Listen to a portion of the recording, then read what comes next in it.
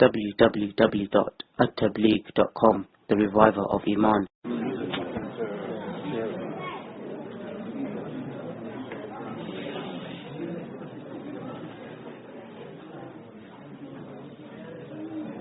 بھائیوں اور بہنوں،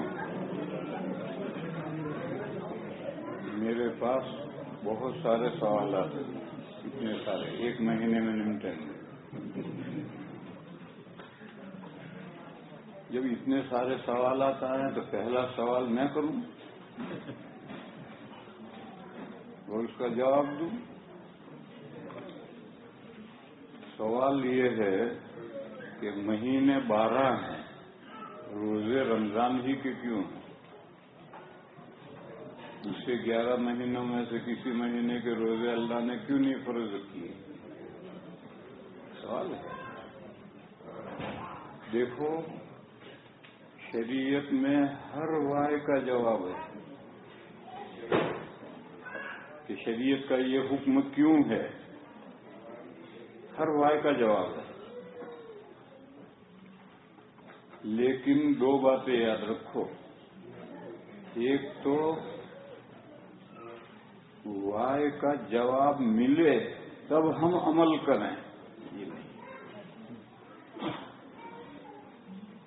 قرآن کریم میں، احادیث شریفہ میں اور فقہ اسلامی میں یہ 3 سورسز ہیں، ان 3 میں حکم ہے تو عمل کرنا ہے، وائے کا جواب جاننا ضروری نہیں۔ ابھی میں نے ذکر کیا تھا کہ حضرت شاہ ولی اللہ صاحب محدث دہلوی قدس سرہ نے حجت اللہ البالغہ لکھی ہے، اس میں پوری شریعت کے احکام کے اسرار اور رموز اور وائے کا جواب ہے۔ انہوں نے اس کتاب کے مقدمے میں لکھا ہے کہ شریعت پر عمل حکمت جاننے پر موقوف نہیں۔ سب سے بڑی حکمت یہ ہے کہ اللہ کا حکم ہے، اللہ کے رسول کا حکم ہے، اور اللہ اور اللہ کے رسول کے احکام میں سے فقہا نے احکام نکالے ہیں، تو وہ بھی اللہ رسول کے احکام ہیں۔ بس یہ سب سے بڑی دلیل ہے عمل کرنے کے لیے۔ وائے کا جواب جاننا ضروری نہیں، جان لے سبحان اللہ، نہ جانے کوئی بات نہیں۔ کوئی یہ کہے کہ مغرب کی 3 رکعتیں کیوں ہیں، عشاء کی 4 رکعتیں کیوں ہیں، یہ جاننا ضروری نہیں ہے۔ قرآن و حدیث میں مغرب کی 3 رکعتوں کا حکم آیا ہے، عشاء کی 4 رکعتوں کا حکم آیا ہے، بس عمل کرو۔ ایک بات تو یہ سمجھ لینی چاہیے کہ شریعت میں ہر وائے کا جواب ہے، اور شاہ ولی اللہ صاحب علیہ الرحمٰن نے کتاب لکھی ہے، اس میں پوری شریعت کے اسرار و رموز بیان کیے ہیں، یہ حکم کیوں ہے، یہ حکم کیوں ہے، یہ حکم کیوں ہے۔ لیکن خود حضرت مقدمے میں لکھتے ہیں کہ اسرار و رموز جاننے پر شریعت پر عمل موقوف نہیں ہونا چاہیے۔ سب سے بڑی دلیل قرآن، حدیث اور ان دونوں سے نکلی ہوئی فقہ، یہ 3 سب سے بڑی دلیل ہے۔ دوسری بات، کیوں؟ دیکھو، ہر عالم ہر حکم کی حکمت وائے کا جواب نہیں دے سکتا۔ اب آپ نے کسی مولانا صاحب سے پوچھا کہ حکم کیوں ہے، وہ بیچارہ جواب نہیں دے سکا، تو بس آپ نے کہا کہ اس کا تو کوئی دلیل ہے ہی نہیں، لہذا میں تو عمل نہیں کرتا۔ یہ تو غلط ہے۔ قرآن کریم میں ہے فوق کل ذی علم علیم، ہر جاننے والے سے بڑا جاننے والا ہے، پھر اس سے بڑا جاننے والا ہے، اس سے پھر بڑا جاننے والا ہے، اور سب سے بڑے علیم اللہ پاک ہیں۔ تو ہر عالم ہر حکم کی حکمت نہیں بتا سکتا، ہر وائے کا جواب نہیں بتا سکتا۔ اب سب سے بڑا عالم شاہ ولی اللہ صاحب علیہ الرحمہ جیسا ہر جگہ تھوڑی اویلیبل ہے جو تمہارے ہر وائے کا جواب دے۔ اس لیے شریعت پر عمل کرنا وائے کے جواب پر موقوف نہیں ہے، وائے کا جواب ہے مگر اسے موقوف نہیں ہے۔ قرآن، حدیث اور فقہ اس میں حکم ہے، بس کافی ہے۔ اور وائے کا جواب ہم اگر جان لیں اور کوئی ایسا عالم ملے جو اسے سمجھائے تو جاننا مفید ہے، न समझो तो कोई बात नहीं। एक सवाल है, यहाँ टोरंटो में एक नौजवान ने सवाल किया कि 2 नमाजें साइलेंट क्यों हैं और 3 नमाजें लाउड क्यों हैं। ज़ोहर और असर हम खामोश पढ़ते हैं, मगरिब इशा और फजर जहरन पढ़ते हैं, ऐसा क्यों है। अब वो एक नौजवान है, अंग्रेजी पढ़ा हुआ है, दीन का एक हर्फ नहीं जानता, अब उसको इसके इस सवाल का जवाब दो। मुझसे ही सवाल किया तो मैंने उससे ये पूछा, तेरी शादी हुई? ये हो गई। मैंने कहा तुम मियाँ बीवी गप कब करते हो, दिन में करते हो और रात में करते हो? कहने लगे रात में करते हैं, दिन में तो जरूरी बात करते हैं। मियाँ बीवी मिलकर गप तो हम रात में करते हैं। मैंने कहा फिर यही वजह है, 2 नमाजें साइलेंट क्यों है, 3 नमाजें लाउड क्यों है, इससे यही वजह है। कहने मैं नहीं समझा। मैंने कहा नहीं समझा तो समझ। दिन के डे के नेचर में अल्लाह ने इनक़िबाज़ रखा है और नाइट के नेचर में इंबिसात रखा है। इसलिए दुनिया में जितने तमाशे होते हैं, सिनेमाएं होती हैं, पहले थिएटर होते थे, मुशायरे होते हैं, कव्वालियां होती हैं, सब रात में होती हैं। रात में खूब गाने को जी जाता है। रात के नेचर में इंबिसात का मैं अंग्रेजी नहीं जानता, मौलाना कहाँ चले गए, वो होते तो बताते। इंबिसात की क्या लफ्ज है अंग्रेजी, वो भी नहीं जानते। तबीयत खिलती है, इंबिसात माने तबीयत खिल जाती है रात में, और दिन में तबीयत बुझी बुझी रहती है।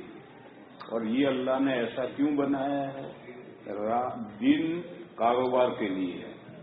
अगर दिन को भी तबीयतों में इंबिसात होगा तो लोग कव्वालियां करेंगे, सिनेमा देखेंगे, गाने गाएंगे, और न कोई शॉप खोलेगा न कोई जॉब पर जाएगा। तो इसलिए अल्लाह ने दिन के मिजाज में इनक़िबाज़ रखा। अपना नाश्ता करो और चाबी उठाओ और शॉप खोलो, जॉब पर जाओ, और रात में कोई काम नहीं। इसलिए रात में इंबिसात रखा कि खूब खिल करके अशार पढ़ो, गाने गाओ, थिएटर देखो, सिनेमा देखो। तो रात में जोर से क़िरात करने को जी जाता है और सुनने को भी जी जाता है। दिन में पढ़ने को भी जी नहीं जाता और सुनने को भी ज्यादा जी नहीं जाता। इनक़िबाज़ है। इसलिए अल्लाह ने 2 नमाजें खामोश रखी हैं, 3 नमाजें लाउड रखी। अब ये वजह मैंने घड़ करके बताई उसे, हकीकी वजह नहीं बताई। हकीकी वजह बेचारा कहाँ समझेगा, वो अंग्रेजी पढ़ा लिखा नौजवान तो क्या समझता। तो फिर उसने फौरन सवाल किया, ये हाई माइंड लोग हैं, उसने फौरन सवाल किया कि फिर जुम्मा और ईदैन में जोर से क्यों क़िरात है?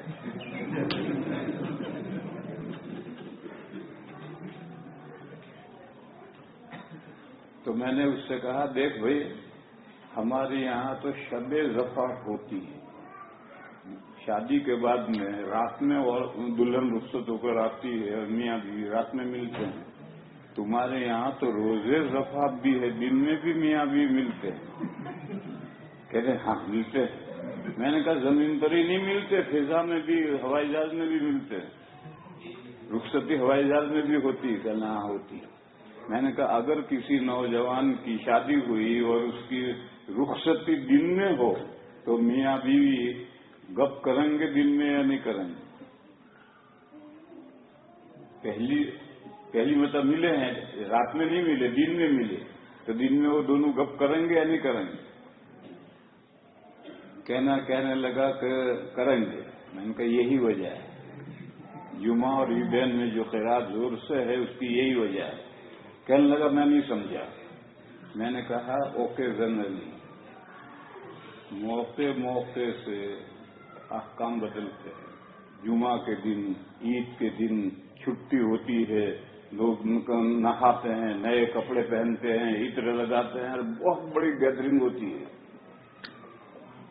پہلے عید ایک ہی جگہ ہوگی، شہر سے باہر ایک ہی جگہ عید ہوگی، سنت یہی ہے۔ اب شہر بڑے بڑے ہو گئے تو ہر مسجد میں عید ہونے لگی۔ ایسے جمعہ بھی پہلے ایک ہی جگہ ہوتا ہے۔ مسجد مدینہ منورہ میں 9 مسجدیں تھیں، لیکن جمعہ حضور کی مسجد میں ہوتا تھا اور کسی مسجد میں نہیں ہوتا تھا۔ تو جب چھٹی ہے، خوشی کا دن ہے، نہا دھو کر نئے کپڑے پہن کر آئے ہیں، خوشبو لگا کر آئے ہیں اور بہت بڑا مجمع ہے، تو مقرر کا جی تقریر کرنے کو چاہتا ہے اور طبیعت کھل جاتی ہے۔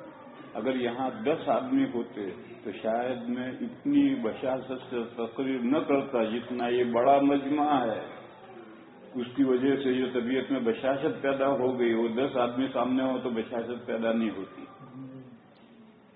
تو جیسا نکاح ہوا اور دن میں میاں بیوی ملے، ایک خاص موقع ہے، اس موقع سے انبساط ہو جاتا ہے۔ ایسا ہی عیدین میں اور جمعہ میں انبساط ہو جاتا ہے، اس لیے وہ لاؤڈ نمازیں ہیں۔ ایک بچہ آیا میرے پاس، یہ بھی ٹورنٹو کا واقعہ ہے۔ ایک بچہ آیا، میرے خیال سے 10-12 سال کا ہوگا، اسکول میں پڑھتا ہے۔ اس نے آ کر مجھ سے سوال کیا کہ میں نے ایک کتاب میں پڑھا ہے کہ جو شخص کعبہ شریف کے اندر جائے تو چھت کو نہ دیکھے۔ وائے؟ وہ سمجھا کہ شاید چھت میں دیکھنے سے کوئی بھوت ووت لگ جائے۔ اس نے کہا میں نے ایک کتاب میں پڑھا ہے کہ جو مکہ جائے، کعبہ شریف کے اندر جائے تو وہ چھت کو نہ دیکھے۔ اب ایک بچہ ہے 10-12 سال کا، اس کو اس سوال کا جواب دینا ہے۔ میں نے اس سے کہا کعبہ شریف میں کیوں جاتے ہیں؟ کہنے لگے نماز پڑھنے جاتے ہیں، عبادت کرنے جاتے ہیں۔ تو میں نے کہا عبادت جو ہے یہ چھت میں ہوگی یا نیچے اور دیوار پر ہوگی؟ نظر کہاں پڑے گی؟ یہ آثار قدیمہ دیکھنے تو نہیں جاتے، بیت اللہ شریف کے اندر جو جاتے ہیں تو آثار قدیمہ دیکھنے نہیں جاتے۔ آثار قدیمہ دیکھنے جائیں گے وہ سب کچھ دیکھیں گے، اور جو نماز پڑھنے گیا ہے وہ نماز پڑھے گا، سجدے کی جگہ پر دیکھے گا، زیادہ سے زیادہ دیوار پر نظر پڑے گی۔ کہنے لگے سمجھ میں آ گیا مجھے۔ تو میں نے اس سے سمجھایا کہ کعبہ میں کوئی آثار قدیمہ تھوڑی یونیک عجیب چیز ہے۔ آثار قدیمہ دیکھنے کے لیے بیت اللہ میں تھوڑے جاتے ہیں، عبادت کرتے ہیں، نماز پڑھنے جاتے ہیں۔ تو جب نیت باندھے گا تو زمین پر نظر پڑے گی، اور سامنے دیوار پر بھی نظر پڑے گی، چھت دیکھنے کی کیا ضرورت ہے؟ اس لیے منع کیا ہے کہ کعبہ شریف کے اندر آثار قدیمہ دیکھنے مت جاؤ، کہ کعبہ کی دیواریں کیسی ہیں، چھت کیسی ہے، کائے کی بنی ہوئی ہے، یہ سب دیکھنے کے لیے کعبہ میں مت جاؤ، کعبہ میں عبادت کرنے کے لیے جاؤ۔ اب یہ اس بچے کی پوزیشن دیکھ کر کے میں نے ایک بات بتائی، اسے سمجھ میں اس کے آ گئی۔ میں کہہ یہ رہا ہوں کہ ہر وائے کا جواب ہر عالم نہیں دے سکتا، مگر ہے ہر حکم کی حکمت اور علت اس کی موجود ہے، قرآن و حدیث اور فقہ میں ہے، اور بزرگوں نے اس پر کتابیں لکھ دی ہیں، مگر وہ ہر عالم نہیں بتا سکتا۔ لہذا شریعت کے حکم پر عمل، یہ دیکھو قرآن میں حکم ہے یا نہیں، حدیث میں حکم ہے یا نہیں، قرآن و حدیث میں سے فقہا نے فقہ نکال کر فقہ مرتب کی ہے یا نہیں، ان 3 میں ہے تو عمل کرنے کے لیے کافی ہے۔ تو سوال یہ تھا کہ 12 مہینے ہیں، رمضان کے روزے کیوں ہیں، اور 11 مہینے کے اللہ نے کیوں نہیں روزے رکھے؟ کوئی پرائیورٹی تو رمضان کی ہونی چاہیے۔ یہ میں نے سوال کیا، اور وہ اس لیے سوال کیا کہ آج ہمارا قرآن کریم ختم ہوا ہے، تو ختم قرآن پر بھی تو کوئی تقریر کرنی ہے، تو وہ تقریر کر رہا میں، خود ہی سوال پیدا کر کے خود ہی جواب۔ اس کا جواب قرآن کریم نے دیا ہے۔ اللہ پاک نے ارشاد فرمایا شہر رمضان الذی انزل فیہ القرآن،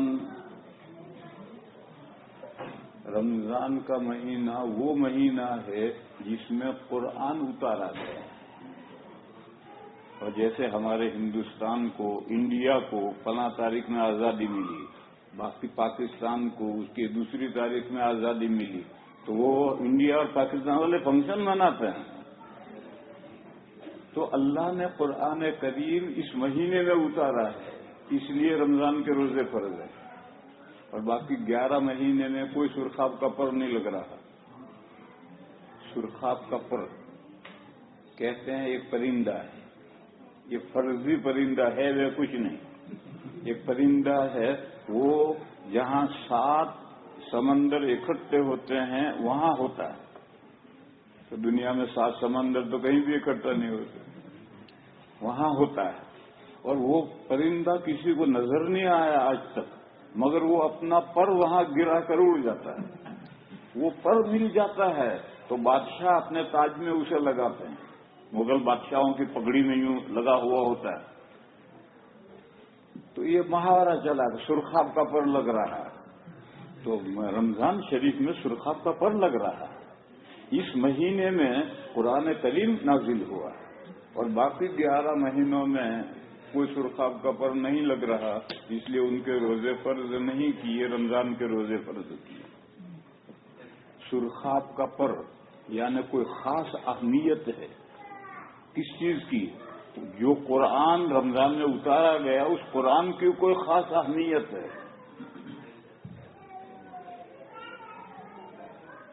وہ قرآن کریم کی کیا اہمیت؟ جیسے کہ انڈیا کو آزادی ملی تو آزادی کی کوئی اہمیت ہے، پاکستان کو آزادی ملی تو آزادی کی کوئی اہمیت ہے۔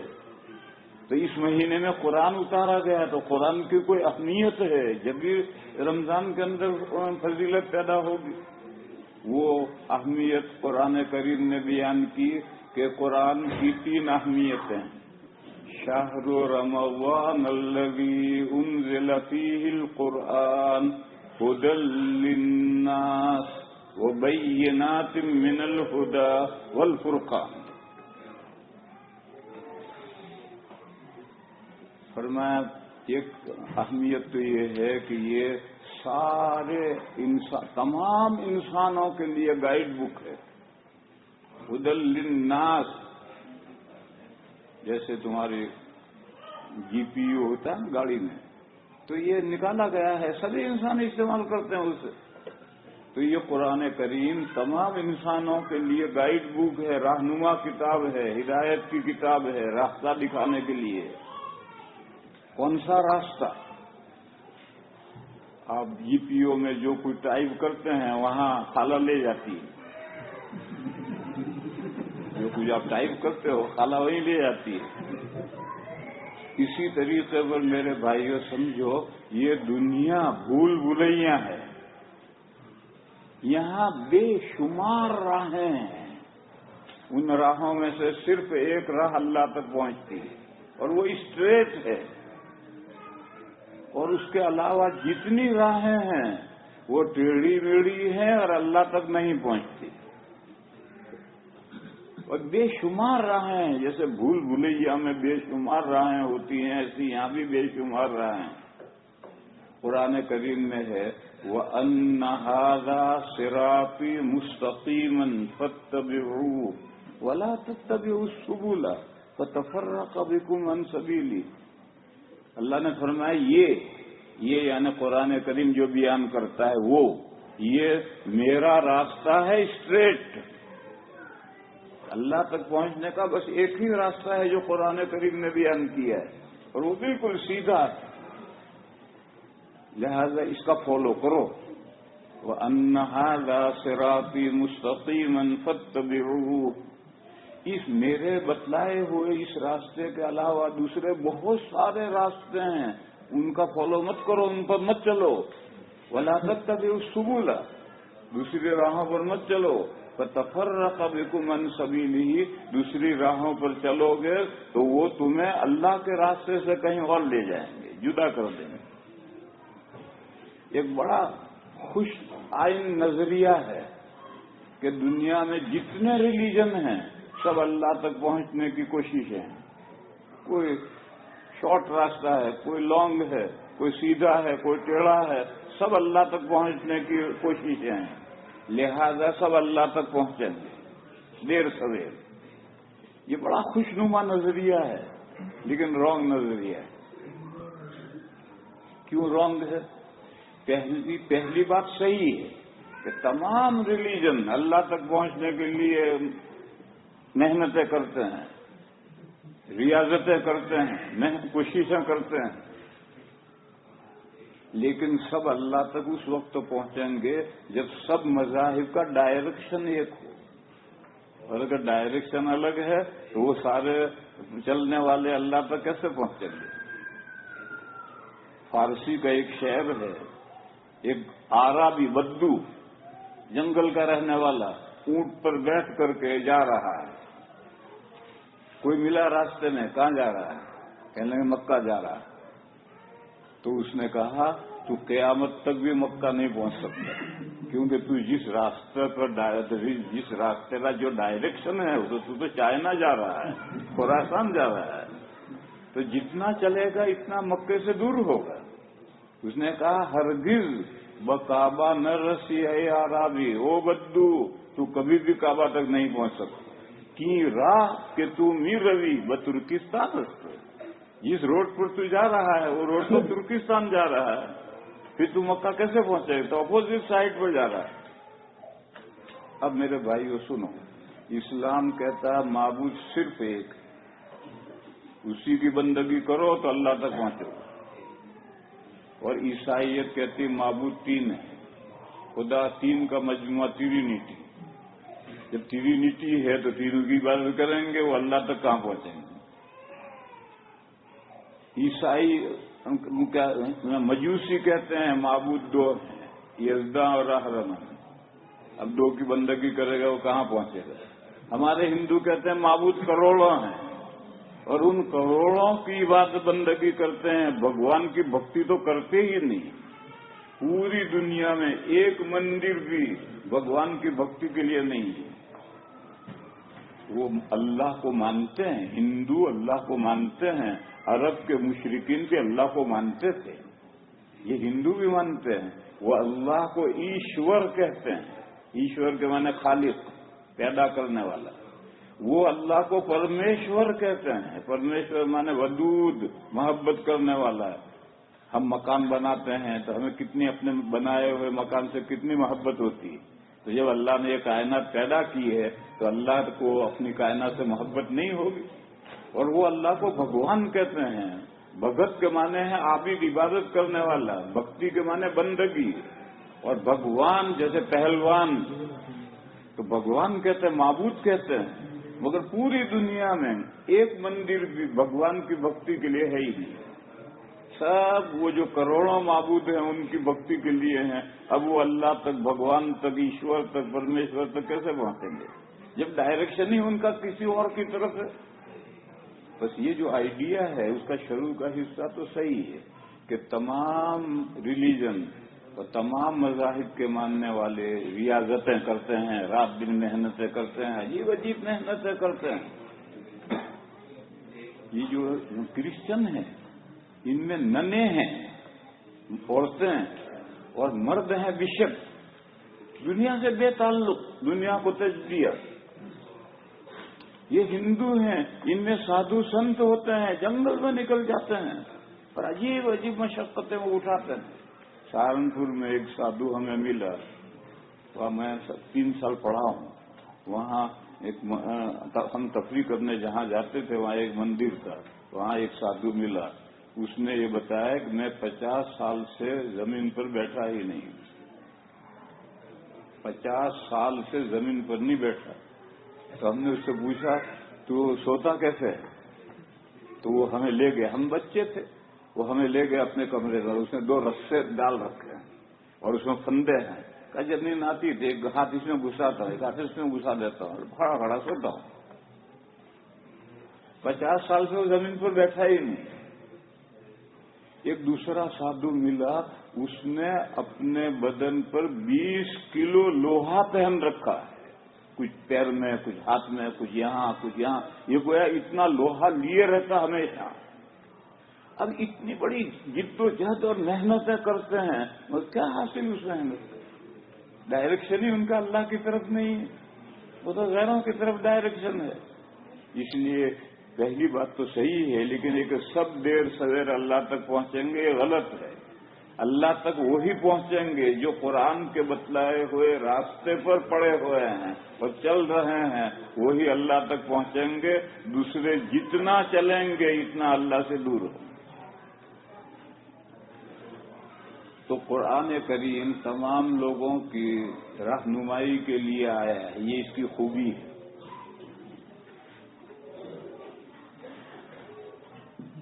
ایک غلط فہمی ہے ہمارے اندر بھی، غیروں کے اندر بھی ہے۔ ہم یہ سمجھتے ہیں کہ قرآن ہماری کتاب کوئی دوسرے کو نہیں دیں گے، اور غیر یہ سمجھتے ہیں مسلمانوں کی ہولی بک۔ میرے بیگ میں ہاتھ کے تھیلے میں قرآن شریف ہمیشہ رہتا ہے، تو سیکیورٹی چیک پر جب وہ کھولتا ہے اور میں کہتا ہوں ہولی بک، تو ایک دم بند کر دیتا ہے۔ گویا اس کے ہاتھ لگانا بھی گناہ ہے۔ تو غیروں نے بھی یہ سمجھ رکھا ہے کہ مسلمانوں کی کتاب، ہم نے بھی یہ سمجھ رکھا ہے کہ ہماری کتاب۔ ارے میاں، یہ تو اللہ پاک کا لیٹر آف لا ہے جو اللہ نے اپنے بندوں کے نام بھیجا ہے۔ ہر بندے کے نام یہ خط بھیجا ہے، یہ کتاب بھیجی ہے کہ اس کتاب کو پڑھو اور اس کے اس میں جو طریقہ بتایا ہے اس پہ چل کے مجھ تک پہنچو۔ آج اگر ہم اور دوسرے یہ بات سمجھ لیں تو ہم میں سے ہر بندہ کوشش کرے گا کہ جو میرے پاس لیٹر آیا ہے وہ میرا ہی نہیں ہے، دوسرے لوگوں کا بھی ہے۔ اس نیبر کو بھی پہنچائے گا، اس نیبر کو بھی پہنچائے گا، تمام تعلق والوں کو وہ کتاب پہنچائے گا، لے بھائی یہ تیرے نام بھی لیٹر ہے، پڑھ، اسے مطالعہ کر، قرآن اسے دے گا۔ اور دوسرے بھی مانگیں گے کہ بھئی وہ جو لیٹر آیا ہے میرے پوسٹ باکس میں تو ڈالا نہیں، ڈاکیے نے تمہارے پوسٹ باکس میں ڈالا ہے، ذرا وہ مجھے بھی دو، میں پڑھوں کیا لیٹر ہے۔ تو وہ دوسرا مانگ کر ہم سے لے کر پڑھے گا۔ مگر غلط فہمی اتنی تہ بتہ ہو گئی ہے کہ ہم قرآن کو اپنا سمجھتے ہیں، دوسرے بھی قرآن کو مسلمانوں کا سمجھتے ہیں۔ لہذا میرے بھائیوں، اس کتاب کو سب بندوں تک پہنچاؤ جس سے بھی تعلقات ہیں، اور صرف ترجمہ مت دو۔ صرف ترجمہ تو چھاپنا جائز ہی نہیں ہے۔ کیوں؟ ترجمہ کرنے والا انسان ہے، کبھی قرآن کریم کا صحیح مفہوم نہیں ادا کرتا، غلطی ہو جاتی ہے ٹرانسلیٹر سے۔ پھر ایسی صورت کے اندر اگر وہ اس کو شبہ ہوا تو تم کیسے سمجھاؤ گے؟ اور ساتھ میں ٹیکسٹ ہے تو تم کہو، بتا سکتے ہو کہ یہ ترجمہ کرنے والے کی غلطی، اصل قرآن کا لفظ یہی ہے، اس کا یہ مطلب ہے۔ اس لیے قرآن متن والا، قرآن ترجمہ والا دو، جو زبان جانتا ہے اس کو دو، اور اس کو آداب سمجھاؤ کہ دیکھ بھائی، جب بیوی سے مل کر فارغ ہوا ہو تو نہائے بغیر یہ کتاب نہیں پڑھنی چاہیے۔ دوسرے وقت میں بھی وضو کر کے پڑھنی چاہیے، اور وضو کرنا سکھاؤ۔ یہ دو آداب سکھا کر کے دے دو، پھر وہ جو چاہے کرے، ہم نے اس کو سکھا دیا۔ پھر اس کو یہ کہو کہ جب تو اس کا مطالعہ کر چکے تھے کتاب مجھے ریٹرن کر دیجئے، تیرے گھر میں اس کا احترام نہیں رہ سکتا جیسا ہمارے گھر میں رہ سکتا ہے۔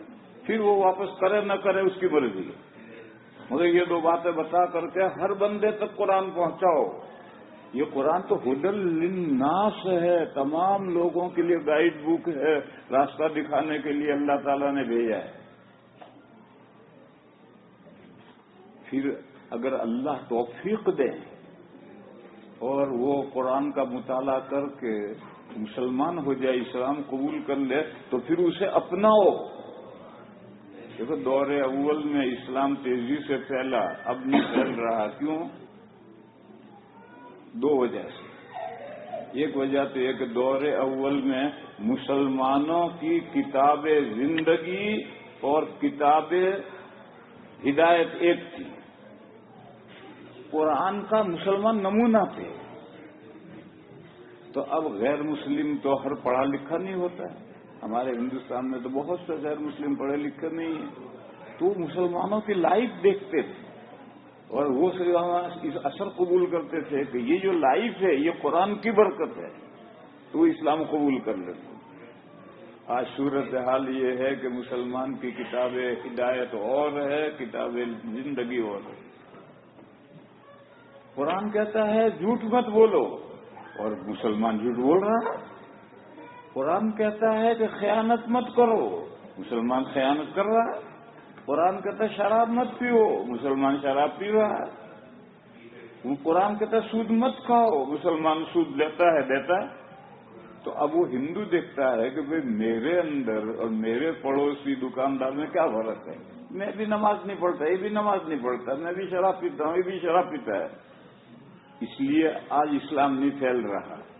پہلے مسلمانوں کی کتاب زندگی اور کتاب ہدایت اکارڈنگ تھی، جو قرآن ہے وہی مسلمان کی لائف تھی۔ آج صورتحال بدل گئی۔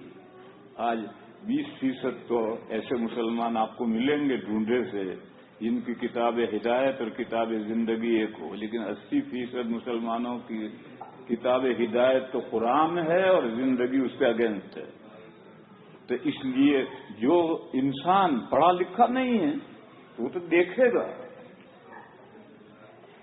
اور جو لوگ پڑھے لکھے ہیں وہ پڑھتے ہیں، مطالعہ کرتے ہیں، اسلام لاتے ہیں۔ اس ملک میں بہت واقعات ہیں اسلام قبول کرنے کے، مگر جب کوئی آدمی اسلام قبول کرنے کے لیے میرے پاس آتا ہے تو میں کلمہ طیبہ پڑھا کر کہتا ہوں جا، کہاں جائے گا؟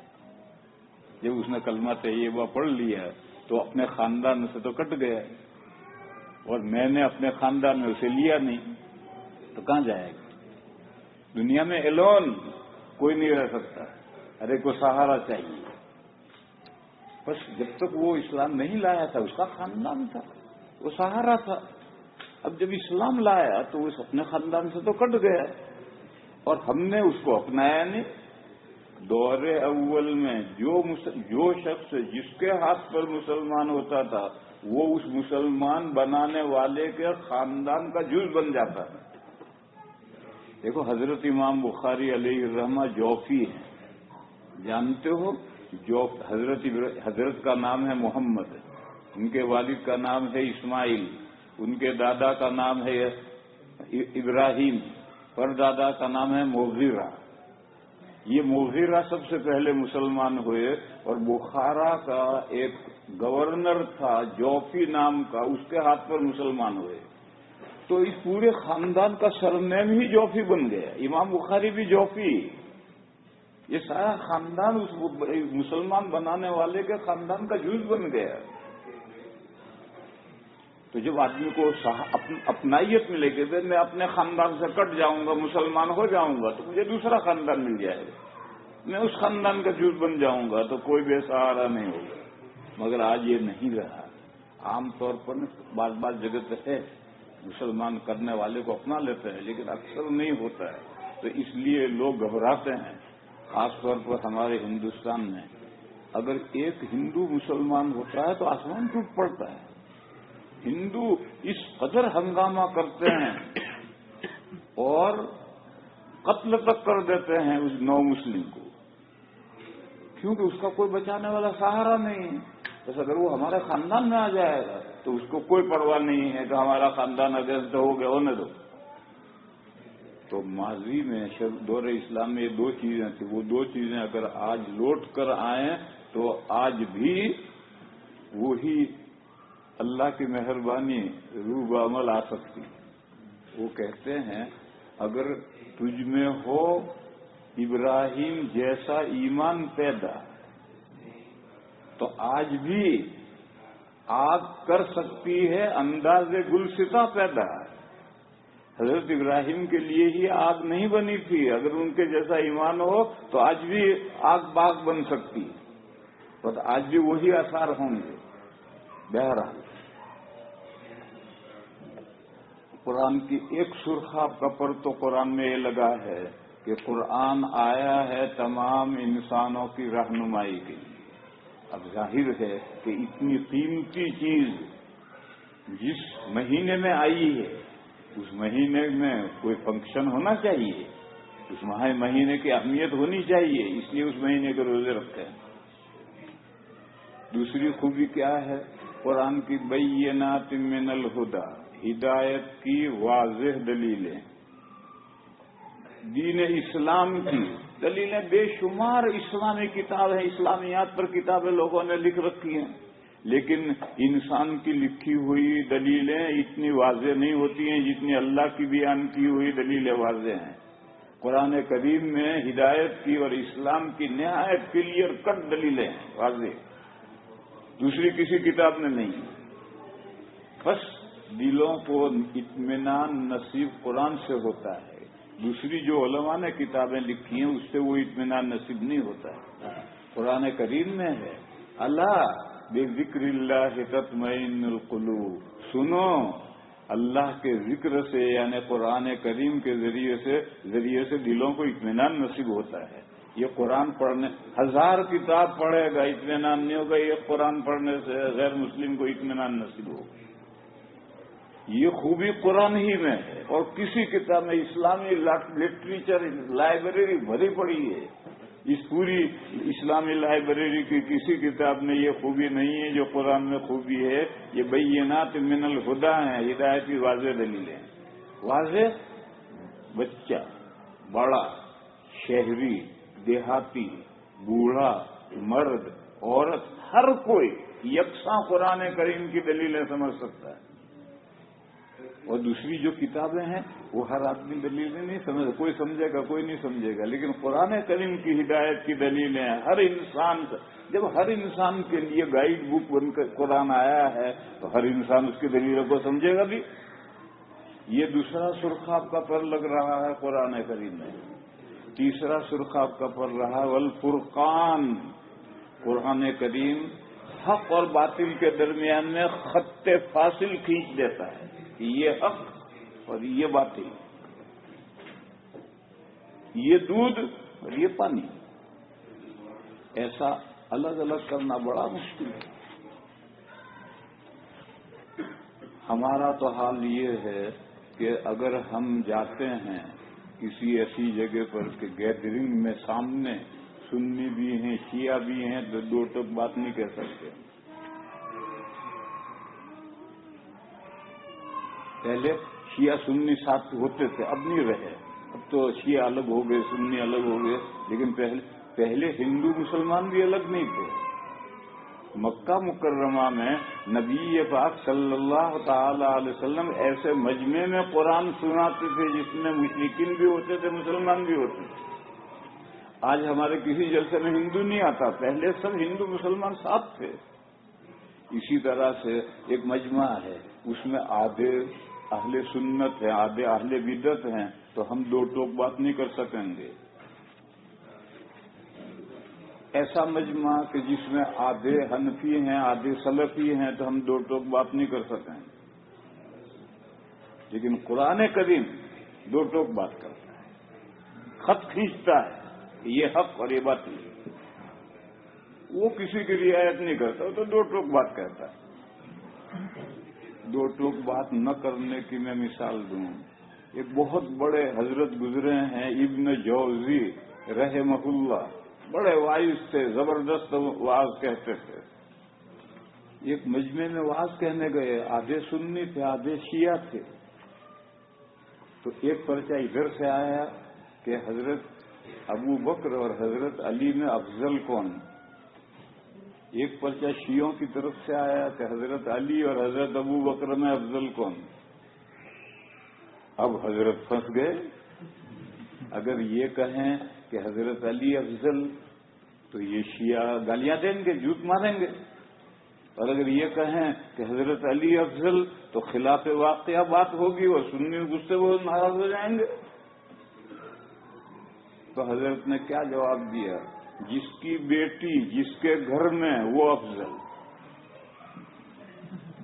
جس کی بیٹی جس کے گھر میں وہ افضل۔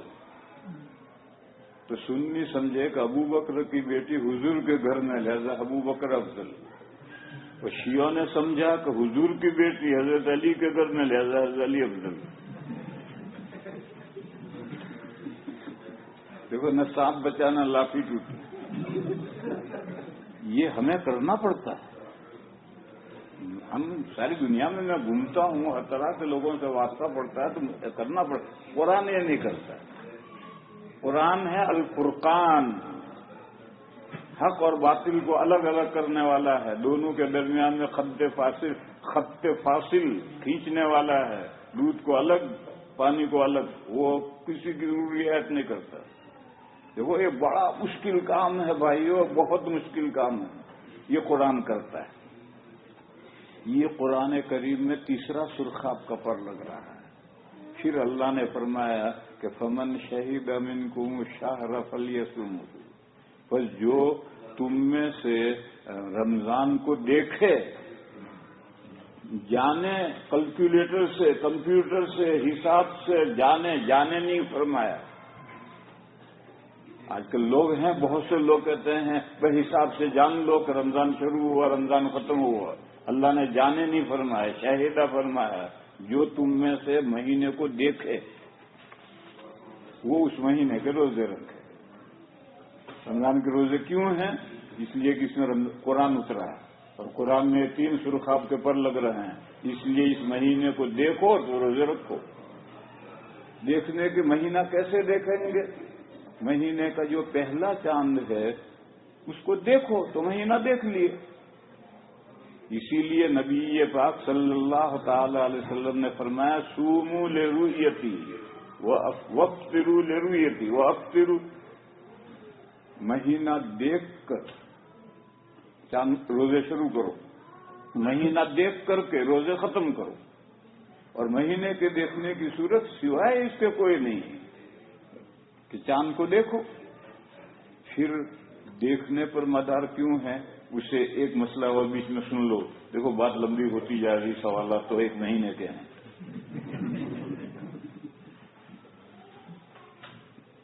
بات سمجھو. وہ عبادتیں جن کو سیزن میں گھمانا ہے اس کو چاند سے متعلق کیا، اور وہ عبادتیں جن کو سیزن میں نہیں گھمانا اس کو سورج سے متعلق کیا. 3 عبادتیں ہیں جن کو سیزن میں گھمانا ہے، رمضان، حج اور بقرعید. کبھی بارش میں آئیں گے، کبھی گرمی میں آئیں گے، کبھی سردی میں آئیں گے. ان کو بھی سیزنوں میں گھمانا ہے تو اس کو چاند سے متعلق کیا، کیونکہ چاند کا کیلنڈر سورج کے کیلنڈر سے 10 دن چھوٹا ہے. اس وجہ سے سیزن بدلتے رہتے ہیں. اور جو عبادتیں سیزنوں میں نہیں گھمانی، جیسے نماز ہے، اس کو سیزنوں میں نہیں گھمانی، روز پڑھنی ہے. اس کو سورج سے متعلق کیا کہ سورج کی روشنی نکلے، صبح صادق ہو تو فجر پڑھو، سورج کا کنارہ نکلے تو فجر بند کرو، سورج ڈھلے تو ظہر پڑھو، 1 مثل ہو جائے، 2 مثل ہو جائے عصر پڑھو، غروب ہو جائے مغرب پڑھو، سورج کی روشنی ختم ہو جائے عشاء پڑھو. سب سورج سے متعلق کر دیا کیونکہ تو روز پڑھنی ہے. پھر جو احکام سورج سے متعلق ہیں اور جو احکام چاند سے متعلق ہیں، دونوں کا آنکھ سے دیکھنے پر مدار ہے، حساب پر مدار ہے. شریعت میں ہے ہی نہیں. کیوں؟ دیکھو حضور کی امت کتنی بڑی ہے. اگر آسمان کے تارے گن سکتے ہو تو حضور کی امت کو گن سکتے ہو. اگر درختوں کے پتے گن سکتے ہو تو حضور کی امت کو گن سکتے ہو. اگر بیابان میں ریت کے ذرے گن سکتے ہو تو حضور کی امت کو گن سکتے ہو. اتنی بڑی امت سب پڑھی لکھی نہیں ہو سکتی.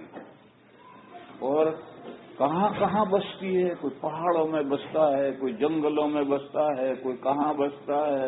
اور آج تو علم کی اور مواصلات کمیونیکیشن کے ذرائع وسیل ہو گئے، یہ وسیلے بھی وہاں نہیں پہنچے. وہ 1400 سال سے امت کے پاس یہ ذرائع کہاں تھے؟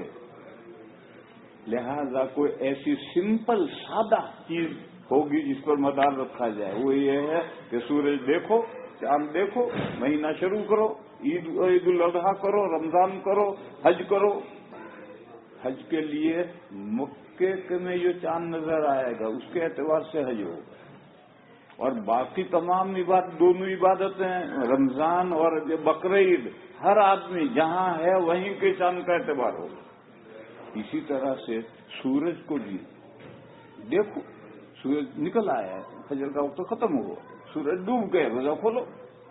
گھڑی کیا کہتی ہے، جنتری کیا کہتی ہے؟ گھڑی کوئی ضروری نہیں ہے، جنتری ضروری نہیں ہے. تو اللہ نے فرمایا فمن شہد منکم الشہر فلیصوم، بس جو شخص تم میں سے رمضان کو دیکھے، جو شخص تم میں سے رمضان کو جانے نہیں فرمایا اللہ نے، یعنی حساب سے، کیلکولیشن سے، کیلکولیٹر سے کیلکولیشن کر کے حساب کو رمضان جانے نہیں فرمایا. یہ کہا جو تم میں سے رمضان کو دیکھے وہ اس رمضان کے روزے رکھے. بہرحال مجھے سمجھانا یہ تھا کہ رمضان کے روزے اس لیے ہیں کہ اس مہینے میں قرآن اترا، پھر قرآن رمضان کی ایک معین رات میں اترنا شروع ہوا ہے. سارا قرآن تو 23 سال میں اترا ہے، لیکن پہلی جو وحی آئی ہے وہ رمضان کی خاص رات میں آئی ہے، اور اس خاص رات کا نام ہے شب قدر.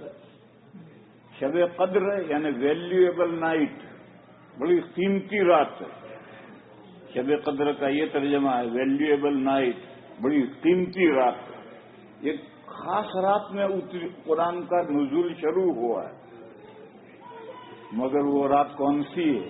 اسے چھپا دی، اس کو ظاہر نہیں کی ہے، مگر چھپایا ساری دنیا میں نہیں چھپائی، رمضان کی 30 یا 29 راتوں میں چھپائی.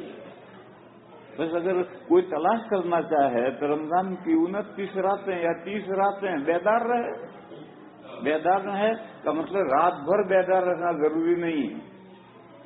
جتنی ہمت ہو، جتنا اللہ توفیق دے، جوب اور شوق کے تقاضے سامنے رکھ کر جتنا تم رات میں عبادت کر سکتے ہو کرو، اور 29 راتیں 30 راتیں کنٹینیوس کرو تو ضرور تمہیں شب قدر مل جائے. یہ جو لوگ سمجھتے ہیں کہ پوری رات مسجد میں اکٹھا ہو جاؤ اور ہو ہا کرو اور کھانا پکاؤ اور کھاؤ اور پھر گھر جا کر سو جاؤ، فجر کی نماز نہ پڑھو، میرے بھائیو یہ کوئی دین نہیں. یہ تو ہر بندے کو یہ رات تلاش کرنی ہے اور ہر رات میں عبادت کرنی ہے. کچھ ذکر کر لو، کچھ تلاوت کر لو، کچھ تراویح ہم پڑھتے ہیں، یہ بھی اسی سلسلے کی کڑی ہے، وہ بتاؤں گا میں اسے. بہرحال ہر قیمتی چیز چھپائی جاتی ہے. دیکھو، سب سے انسانوں میں قیمتی صنف خواتین ہیں، اس لیے پردہ حجاب ان کے لیے، مردوں کے لیے حجاب نہیں.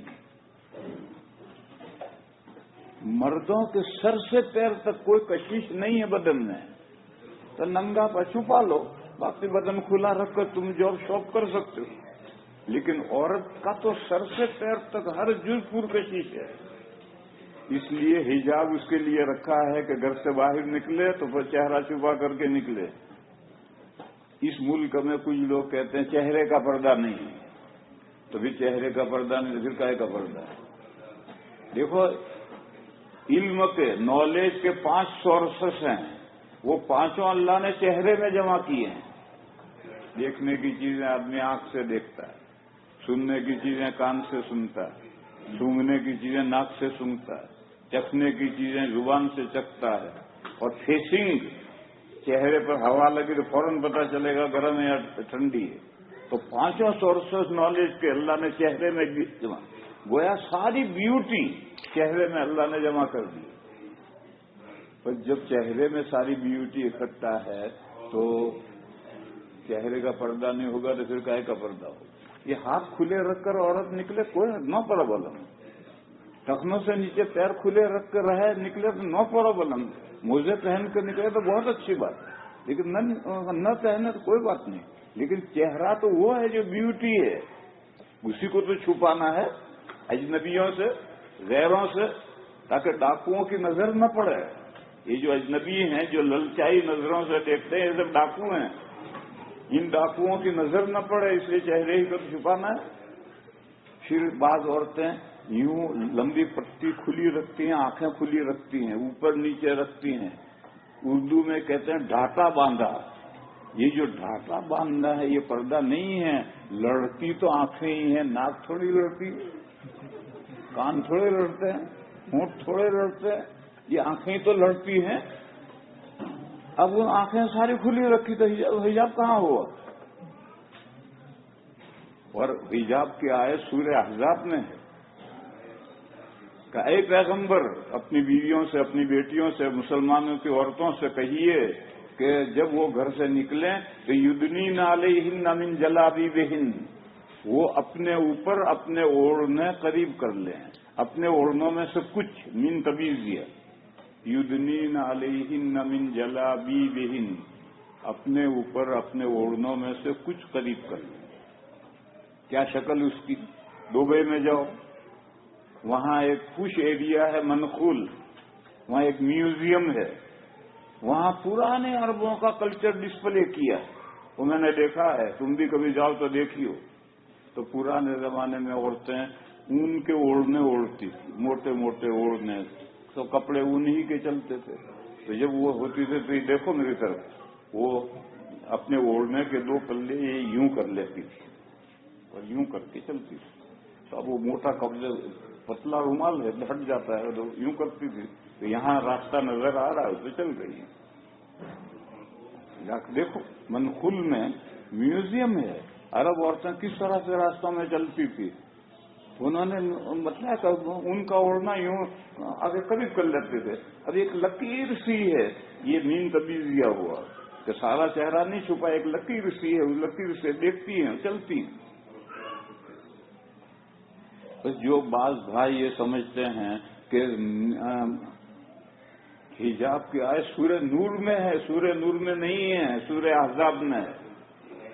اور سورہ نور میں جو آیت ہے جس میں چہرہ کھلا رکھنے کی بات ہے، وہ اس میں تو یہ مضمون ہے کہ عورت کو اپنے گھر میں محارم کے درمیان اور محارم جیسوں کے درمیان میں کیسے رہنا چاہیے.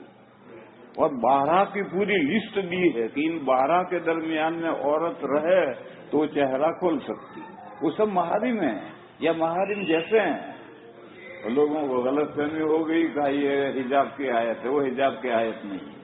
وہ تو عورت کو محارم اور محارم جیسوں کے درمیان میں گھر میں سلیقے سے رہنا چاہیے. اس میں وہ چہرہ کھول سکتی ہے، ہاتھ اور پیر کھول سکتی ہے، کیونکہ ہر وقت چہرہ گھر میں چھپا رکھنا بڑا حرج ہے.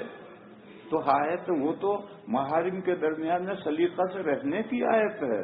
حجاب کی آیت تو سورہ احزاب میں ہے. اور اوڑھنا اپنے چہرے پر قریب کرنے کی مثال یہ ہے جو میں نے بتائی. اور منخول میں جا کر دیکھو، دبئی میں جا کر. تو میں کہہ یہ رہا تھا کہ ہر قیمتی چیز چھپائی جاتی ہے. دیکھو جمعہ کے دن ایک گھڑی ہے جس میں جو مانگو گے وہ ملے گا، مگر وہ گھڑی کب ہے؟ 24 گھنٹے میں رلا دی، چھپا دی. جمعہ 24 گھنٹے کا ہوتا ہے. جمعہ رات کے سورج غروب ہوا اور جمعہ شروع ہوا، نائٹ اور پھر ڈے، پھر عصر کے بعد وہ سورج غروب ہوا، جمعہ ختم. یہ 24 گھنٹے کا جمعہ ہے. اس 24 گھنٹے میں وہ ساعت مرجوہ رلا دی، چھپا دی، ڈھونڈو. تو ہر قیمتی چیز کو تو اللہ تعالی نے رمضان کی وہ رات جس میں پہلی وحی آئی ہے اس رات کو چھپا دیا، شب قدر کو چھپا دیا. اس کی تھوڑی تفصیل یہ ہے کہ آپ جانتے ہیں، کوئی نئی بات نہیں ہے. نبی پاک صلی اللہ تعالی علیہ وسلم نبوت ملنے سے پہلے غار حرا میں جا کر تنہائی میں عبادت کرتے تھے. ہفتہ 10 دن کا کھانا لے کر چلے جاتے تھے، پھر کھانا ختم ہو جاتا تو آ جاتے تھے. پھر چند دن گھر رہتے تھے اور چند دن گھر رہ کر پھر ہفتہ 10 دن کا کھانا لے کر بھی چلے گئے. یہ حضور کو نبوت ملنے سے 6 مہینے پہلے سے یہ معمول تھا. بخاری کی روایت میں ہے حبب الیہ الخلا، حضور کو تنہائی بھانے لگی، جی چاہے تنہا رہیں. اب شہر میں تو کیسے تنہا رہیں گے، بستی میں. تو حضور وہاں غار میں چلے جاتے. کبھی جاؤ وہاں جبل رحمت پر وہ غار آج بھی اسی طرح سے ہے. وہ غار یہ نیچرلی دو پتھر رکھے ہوئے ہیں. اس میں ایک آدمی کھڑا ہو سکتا ہے اور لیٹ سکتا ہے, اور سامنے سوراخ میں سے صرف کعبہ نظر آتا ہے اور مکہ کا کوئی گھر نظر نہیں آتا. تو حضور وہاں جا کر عبادت کرتے تھے. ایک دن عمر مبارک کے 40 سال پورے ہو گئے. آج کھانا ختم اور پہاڑ پر چڑھنے کے لیے بیچ میں ایک بڑا سنگ لاکھ سخت پتھر آتا ہے. بڑا مشکل ہے پتھر چڑھنا. دن میں گرم ہو جاتا, چڑھ نہیں سکتے. آج بھی پولیس 9 بجے پولیس بند کر دے گی, اب نہیں چڑھے گا کوئی. لیکن جب شام ہو جائے گی, غروب ہو جائے گا, تو پتھر ٹھنڈے ہو جائیں گے. جتنا تیزی سے گرم ہوتا ہے اتنا تیزی سے ٹھنڈا بھی ہوتا ہے. تو آج حضور کا پروگرام ہے گھر واپس لوٹنے کا. تو مغرب ہو گئی, سورج غروب ہو گیا اور حضور غار میں سے اٹھے, اور غار کے سامنے ایک گول سا دائرہ ہے, اس میں ریت ہے. جب اس میدان میں پہنچے تو اچانک حضرت جبرائیل انسانی شکل میں آ کر کھڑے ہو گئے. پھر بخاری شریف میں روایت ہے, وہ ساری روایت بیان کروں گا, لمبی ہو جائے گی بات. بہرحال یہ پہلی وحی آئی اور 5 آیتیں لائے. اقرا بسم ربک سے 5 آیتیں لائے اور یہ پہلی وحی آئی. یہی شب قدر ہے. جس رات میں یہ وحی آئی ہے, پہلی وحی آئی ہے, یہ ویلیویبل نائٹ ہے. کیونکہ جب اس قرآن کے نزول سے سارے مہینے کو برکت حاصل ہوئی تو اس رات کو تو اور برکت حاصل ہوگی. اور قرآن کریم میں صورت ہے کہ وہ 1000 منتھ سے زیادہ بہتر ہے. 1000 منتھ کے 12 سے ڈیوائڈ کرو, 83 سال ہوں گے, 83 ایئرز. اس سے زیادہ قیمتی ہے وہ رات, مگر وہ رات چھپا دی. اور اس رات میں ایک سوال بھی ہے میرے پاس کہ اس رات میں ہم کیا کریں. اس کا جواب بھی میں دے رہا ہوں ساتھ ساتھ میں کہ اس رات میں جتنی اللہ توفیق دے, پوری رات جگنا ضروری نہیں ہے. اور رمضان کی 29 اور 30 راتوں میں سے ہر رات شب قدر ہو سکتی ہے. لہذا ہر رات میں جتنی اللہ تعالیٰ توفیق دے اتنی نفلیں پڑھو, تلاوت کرو, ذکر و اذکار کرو. اتنی ناج آپ کے کل صبح مجھے کام پر جاب پر جانا ہے یا شاپ کھولنی ہے تو اس کے تحت سو ہوگی. پوری رات جگنا یہ نہیں حکم ہے. اور یہ جو تراویح ہے وہ اسی شب قدر کو ڈھونڈنے کے لیے حضرت علی کے مشورے سے حضرت عمر نے شروع کی.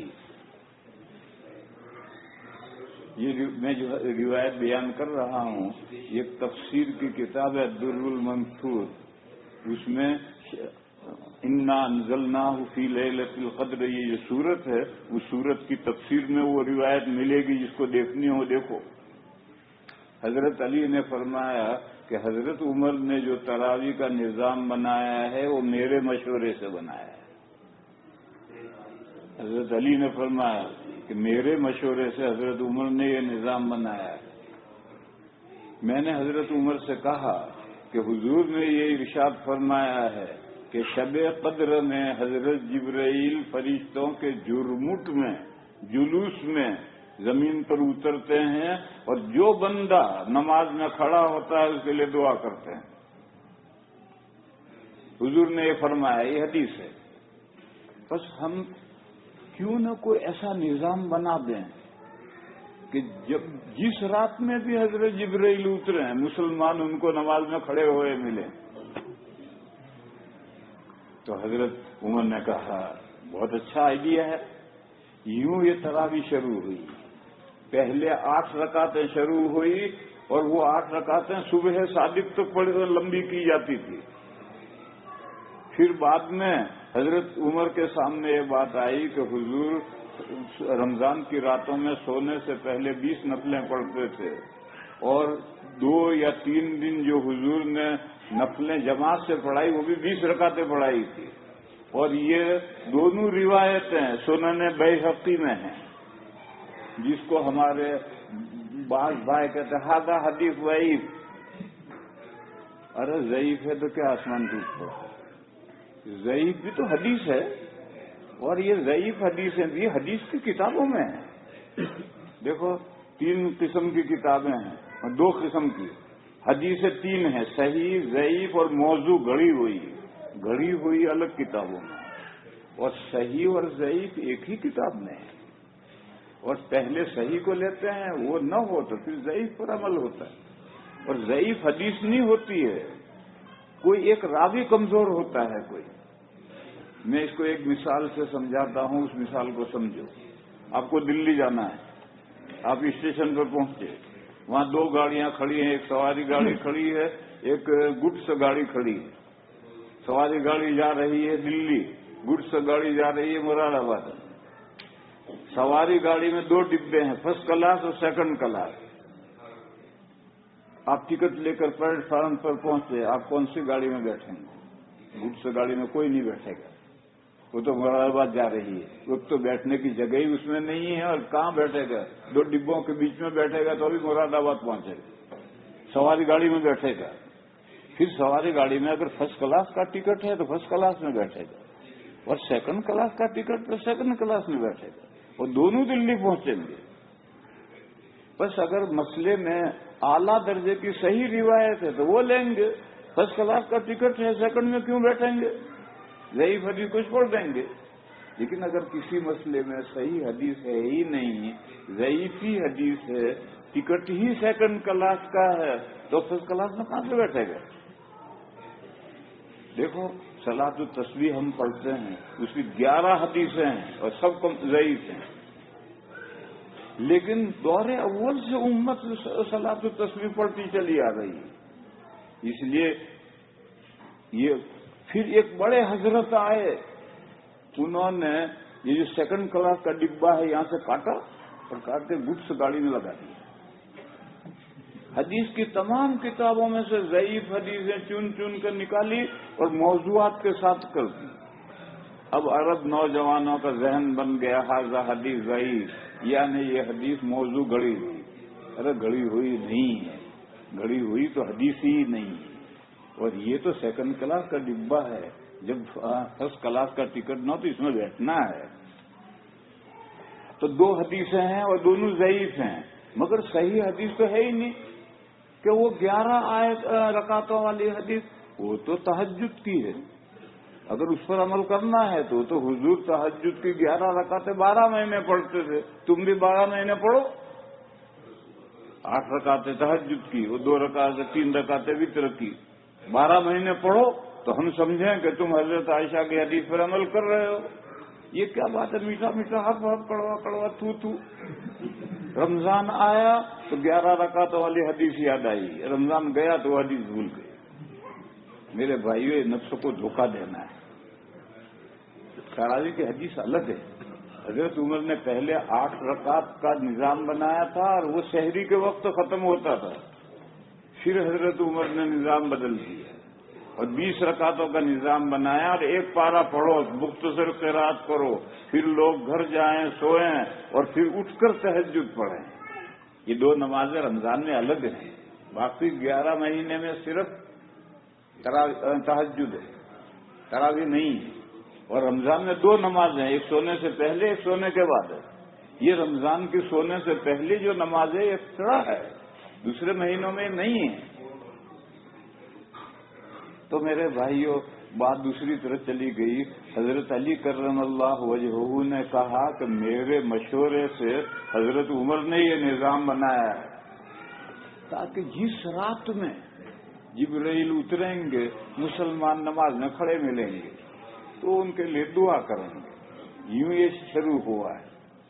تو اگر کوئی پابندی سے تراویح پڑھ لیتا ہے تو انشاءاللہ شب قدر ملے گی اسے. اور اس سے زیادہ اگر کچھ تراویح کے بعد میں نفلیں پڑھے، کچھ تلاوت کرے، کچھ ذکر کرے، کچھ صبح اٹھ کر کے تہجد پڑھے 29-30 راتوں میں تو ضرور اس کو شب قدر ملے گی. بھئی اتنا ہی کرنا ہے، رات بھر جگنا ضروری نہیں.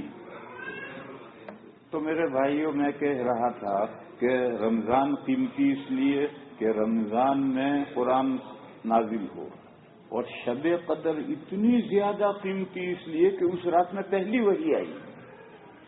اس وجہ سے اللہ تعالی نے رمضان کے روزے فرض کی اور نبی پاک صلی اللہ تعالی علیہ وسلم نے تراویح مسنون کی، 2-3 راتیں جو پڑھائی وہ مسنون کی، پھر اس کا فرضیت کے خوف سے پھر نہیں پڑھائی، پھر جب وہ فرضیت کا اندیشہ نہیں رہا تو حضرت عمر نے حضرت علی کے مشورے سے اسے شروع کی۔ اس لیے یہ رات بھی اس لیے قیمتی ہو گئی ہے اور اس مہینے کے روزے اس لیے ہیں اور رات کی تراویح اس لیے ہے۔ یہ اس سوال کا جواب ہے۔ آج اللہ کا فضل ہے کہ ہم روزے تو رکھ ہی رہے ہیں اور آج ہم نے قرآن کریم بھی پورا کیا، اور یہ جو طریقہ چل پڑا ہے امت میں یہ غلط طریقہ ہے۔ آخری عشرہ تو برباد، ابھی تو آخری عشرے کی قیمتی راتیں آ رہی ہیں۔ اب علم ترا سے تراویح ہو گیا، علم ترا سے تراویح ہو گیا۔ ارے پورا رمضان یکساں ڈیوائڈ کر کے قرآن پڑھو۔ ہندوستان میں حضرت شاہ ولی اللہ صاحب کا میں نے نام لیا تھا، ان کے 4 بیٹے تھے، چاروں بڑے بڑے علماء ہیں۔ انہیں سب سے بڑے تھے شاہ عبدالعزیز صاحب اور سب سے چھوٹے تھے شاہ عبد القادر، جنہوں نے قرآن کریم کا سب سے پہلے اردو میں بامحاورہ ترجمہ کیا۔ یہ دہلی میں دونوں رہتے تھے، تو جب رمضان کی پہلی رات آتی تھی تو حضرت شاہ عبدالعزیز صاحب ایک طالب علم سے کہتے تھے جا بھیا کی مسجد میں تراویح پڑھ کر۔ شاہ عبد القادر صاحب اکبری مسجد تھی اور اب بھی ہے، اس میں رہتے تھے، تو طالب علم جاتا تھا تراویح پڑھ کر آتا تھا۔ شاہ صاحب پوچھتے تھے آج بھائی نے کتنے پارے پڑھے؟ اگر وہ کہتا 2 پارے پڑھے تو شاہ صاحب اعلان کر دیتے تھے کہ یہ رمضان 29 کا پورا ہوگا،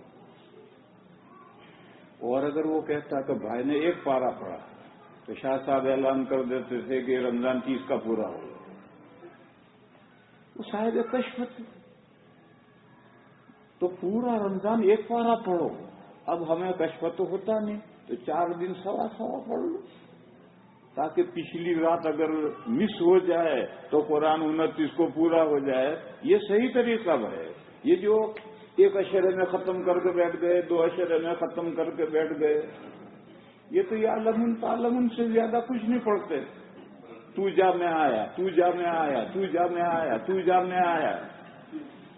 اس طرح قرآن پڑھنے سے تو حدیث میں ہے کہ رب قارئ للقرآن والقرآن یلعنہ، بعض لوگ قرآن پڑھتے ہیں، قرآن ان کو لعنت بھیجتا ہے۔ یہ 10 دن اور 20 دن کا ختم کرنے کا طریقہ غلط ہے، اور یہ جو آخری عشرہ لگا اور فٹافٹ ہر مسجد میں ختم ہونے لگے، یہ بھی غلط ہے۔ 29ویں رات میں قرآن پورا کرو، اور پہلی 4 راتوں میں سوا پڑھو، پھر 1 پڑھو، تاکہ اور اطمینان سے صاف واضح پڑھو، تاکہ لوگوں کو بار بھی نہ ہو اور پھر لوگوں کو سونے کا موقع بھی ملے۔ یہ میں نے اس سوال کا جواب دیا کہ رمضان کے روزے کیوں، اس کا جواب میں نے دیا۔ اب میں پرچے لیتا ہوں، یہ کیا کہتے ہیں پرچے۔ ہم لیلۃ القدر کی رات کو، لیلہ کے معنی ہے نائٹ، لیلۃ القدر معنی ہے ویلیویبل نائٹ۔ اب پھر کہتا ہے لیلۃ القدر کی رات، یعنی آب زمزم کا پانی پی رہا ہے، کیونکہ زمزم کے معنی ہی پانی کے۔ اب اسے نہیں سمجھتے لوگ، تو فارسی کا لفظ آپ بڑھا دیا۔ اب فارسی بھی نہیں سمجھتے لوگ، تو پانی ایک اور بڑھا دیا، آب زمزم کا پانی۔ دیکھو اردو میں ایسا کرتے ہیں، لفظ کا ترجمہ کر کے اصل اور ترجمہ دونوں ایک ساتھ استعمال کرتے ہیں۔ بے شمار مثالیں ہیں۔ قیامت کے میدان میں پل صراط کھڑا کیا جائے گا، تو صراط کے معنی پل، برج، مگر اب صراط کو لوگ نہیں سمجھتے، تو اس کا ترجمہ پل کیا، پھر پل صراط ایک لفظ بنا دیا۔ اسی طرح سے پیش امام، یہ جو امام ہے اسی کا ترجمہ پیش ہے، امام مانے آگے، پیش مانے بھی آگے، اور پھر دونوں استعمال کرتے پیش امام۔ اسی طرح کہتے ہیں فلاں صاحب کا وہ تو مر گیا، تو یہ مرہ فعل ماضی ہے اور گیا اس کا ترجمہ ہے، مرہ گیا، دونوں کو ملا کر کے بڑھ گیا کرو ہے نا.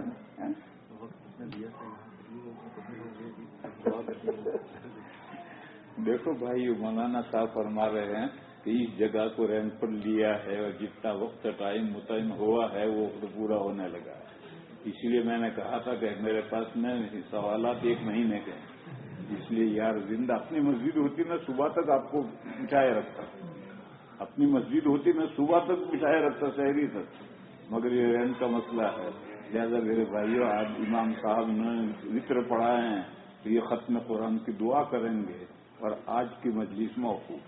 یار زندہ صحبت باقی. کل کا دن پھر نہ ہو. ایسی جگہ رہو جہاں اپنی جگہ ہو تاکہ میں رات بھر تمہیں سب سوالات کے جوابات دوں. آج مجبوری مجھے نہیں آتی. مجھے دعا کرانا نہیں آتا, دعا کرنی آتی. کرانا میرے بس کا نہیں. لوگ یہ کرو مجھے نہیں آتی. 2 چیزیں الگ الگ ہے. دعا کرنا ہے مجھے آتی الحمدللہ, میں کرانا نہیں آتی.